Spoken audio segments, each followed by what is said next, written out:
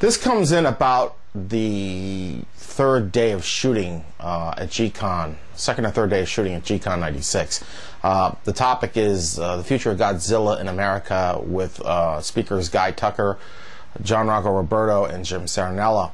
But it doesn't really turn out as much the future of Godzilla in America as much as it comes out a big discussion about the lawsuit that John and Guy were going through at the time, and their views of the entire Toho system, the legal system that they were, and the attitude that Toho had towards the G-Fan, G-Con, the fandom in America at the time. And you get some great insights from Guy Tucker here that are pretty good. Historically, that really offers nothing that we already didn't know, but it's just kind of a fun piece to watch, really.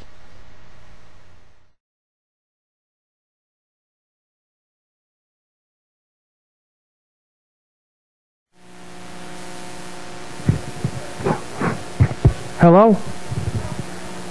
Okay, a few announcements which we will be making. We're going to try and stick as closely to the schedule as possible. What we're hoping to do right now is finish this up in about a half hour and take a half-hour lunch break so we can get back here at 1:30 where Mr. Satzer and Mr. Nakajima, the men who played Godzilla, will be on stage.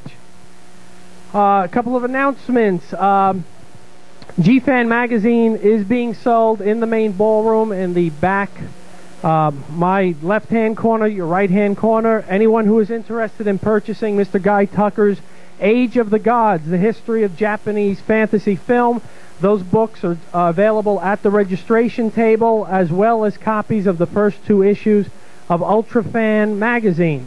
Also, Mr. Tucker's Age of the Gods are available at the Club Daikaiju table in the dealer's room, where they will be able to process credit card orders.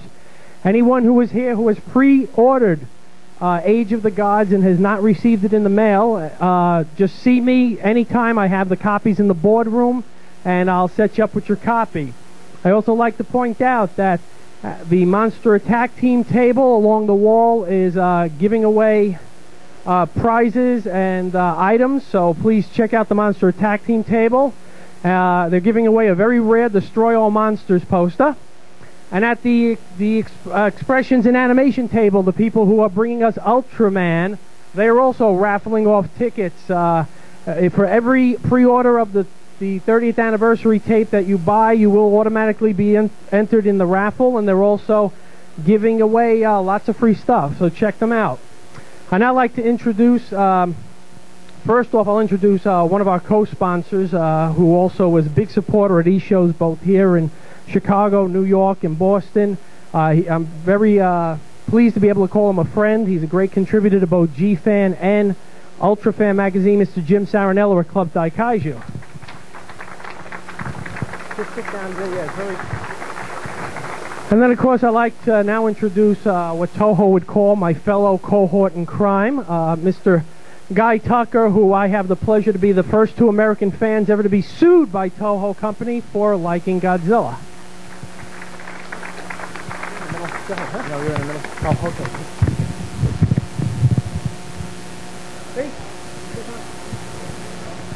Basically, we're here to answer any questions that we can about what we know about the future of Godzilla in America, or any questions that people might have about the lawsuit. Let me just give you a quick little background. As you know, as JD has said many times, G-Fan, as we became more popular, has attempted many times to contact Toho Company and say, you know, what would you want for a licensing agreement? What would you want to let us show the films?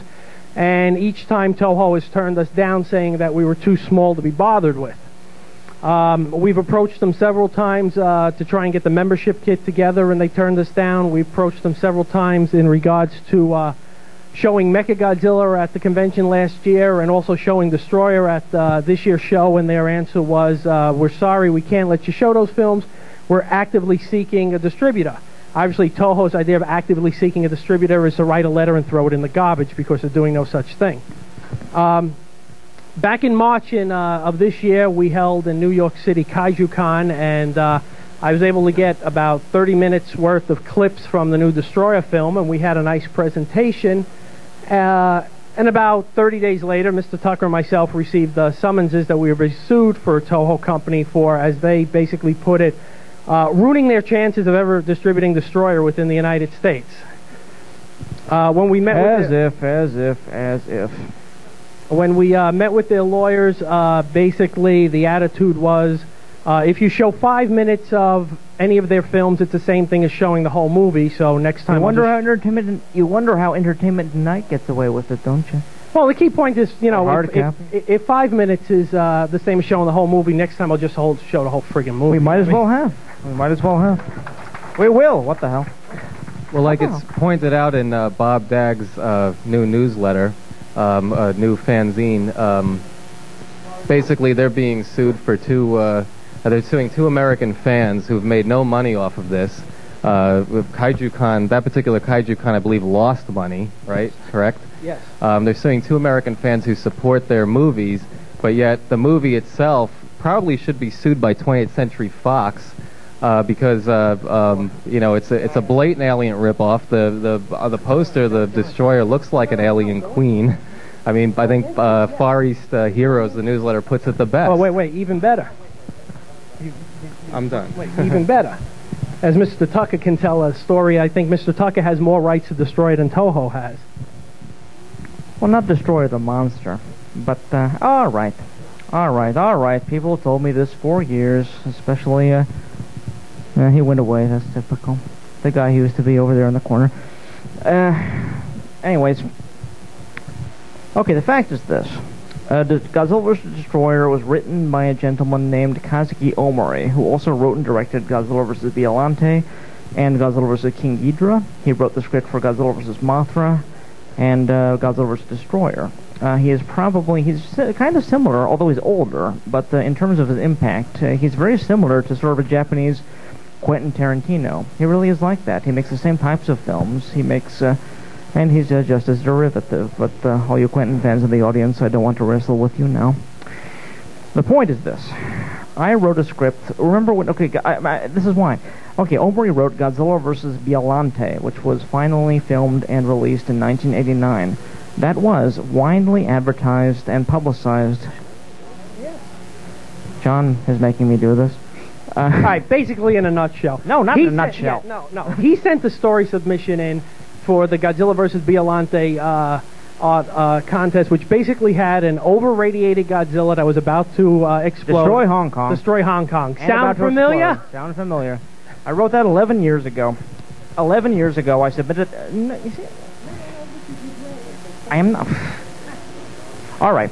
11 years ago, I submitted the story in question, which was about, in part, Godzilla becoming over-radiated, Monster Island, now Birth Island, becoming destroyed, as seen at the beginning of the Godzilla vs. Destroyer, Godzilla attacking Hong Kong with his skin all burning, same thing. And not only that, Omori stole from me, and this is why Omori has never granted me an interview, I believe. I've met him face-to-face, and he's always very nervous when he sees me. Omori stole, basically, the concept of the psychic girl, Miki Saegusa. Although, he made it his own. I'll give him that. Miki Saegusa is not the character I wrote, but it's the same idea. A high school girl who is a psychic who can sense the monsters. Same idea. I did that. So, we're being sued for our own idea, I suppose. The best thing was when Destroyer came out, and I was talking with Guy about the similarities. He said, oh, well, I'm actually quite flattered he did that. I was at the time.